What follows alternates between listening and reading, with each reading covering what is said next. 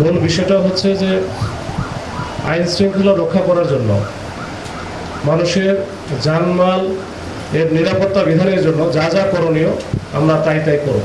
জঙ্গল সলিমপুরে আমরা গিয়েছি, আমি আসছি আসলে বৃহস্পতিবারে এখানে বিকেলের দিকে।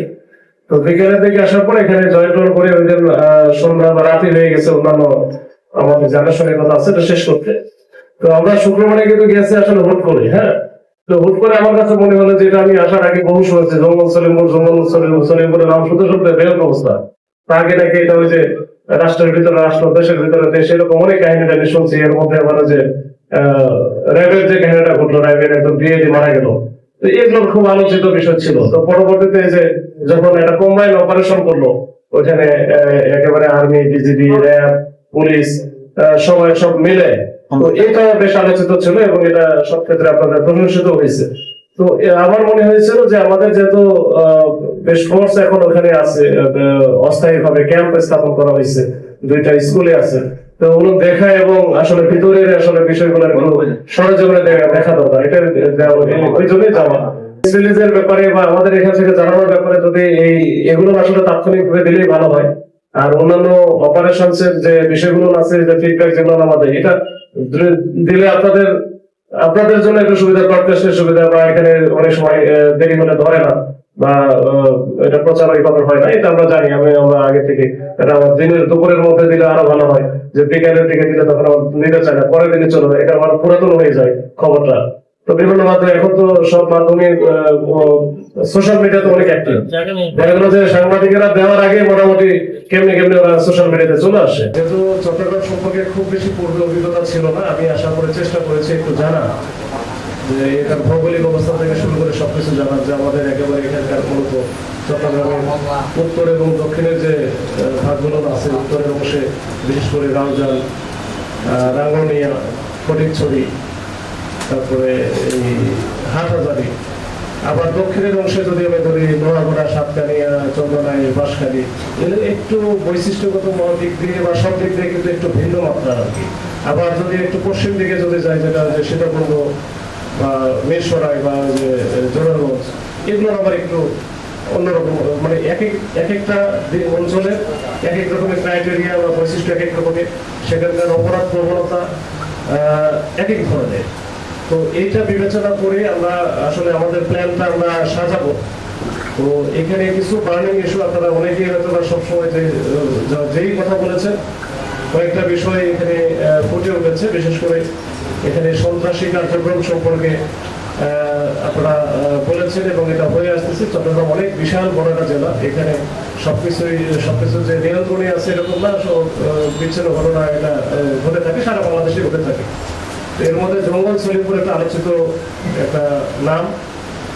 আমরা এখানে জয় করার পূর্বেই আমি নিজেও শুনেছি, বহুবার শুনেছি এবং বহুবার আলোচিত হয়েছে, ওখানে কেউ যেতেও পারতো না।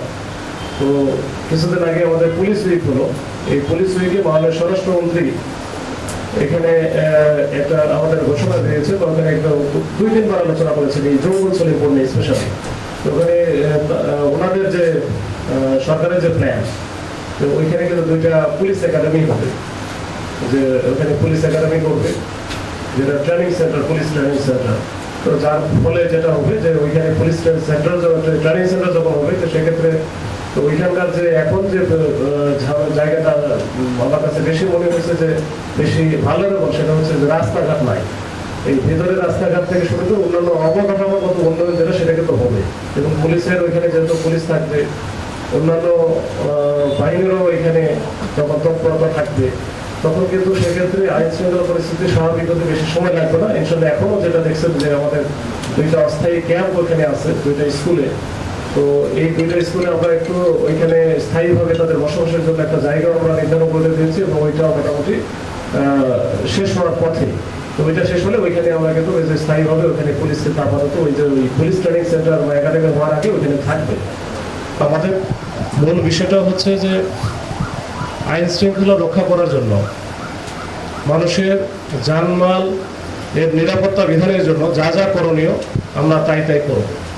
এখন সেক্ষেত্রে কোনো সন্ত্রাসী কার্যক্রম আমরা প্রশ্রয় দেব না, প্রশ্রয় দেওয়ার সুযোগই নাই। এবং এই ক্ষেত্রে আমরা একেবারে জিরো টলারেন্স নীতি গ্রহণ করবো। এই মাদকের ব্যাপারেও আমরা কাজ করব।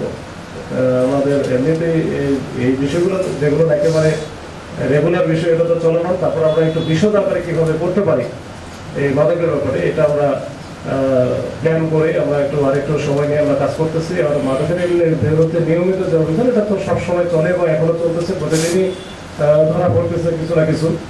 তো এটা আরো ভালোভাবে কিভাবে ট্যাকেল দেওয়া যায় মাদকটা, এটা আমরা কাজ করতেছি। আইন শৃঙ্খলা পরিস্থিতির বা অপরাধ যে আমাদের জায়গাগুলো, যেটা বলেন যে ডাকাতি বা ছিনতাইয়ের যে বিষয়গুলো, মহাসড়ক আমাদের আছে একেবারে চট্টগ্রাম থেকে কক্সবাজারের দিকে একটা, চট্টগ্রাম থেকে ঢাকা থেকে ফেরি পর্যন্ত প্রায়। তো এই অনেক বড় একটা মহাসড়ক, এই মহাসড়কগুলো নিরাপত্তা বিধানের জন্য মূলত কাজ করে হাইওয়ে পুলিশ। তো তাদের নিয়মিত পেট্রোল থাকে রাতে। তো এর পাশাপাশি আমাদের জেলা পুলিশের যে থানাগুলো আছে তারাও কাজ করে এবং কাজ করবো আমরা যেন নিয়মে কোনো ওই যে এই ছিনতাইয়ের ঘটনা বা ডাকাতির ঘটনা যেন, বিশেষ রোড ডাকাতি যেন না হয়, তো সেটার ব্যাপারে আমরা কাজ করব এবং কাজ করতেছি অলরেডি। তো এটা আস্তে আস্তে তোমার কথা দেখা যাবে ইনশাল্লাহ।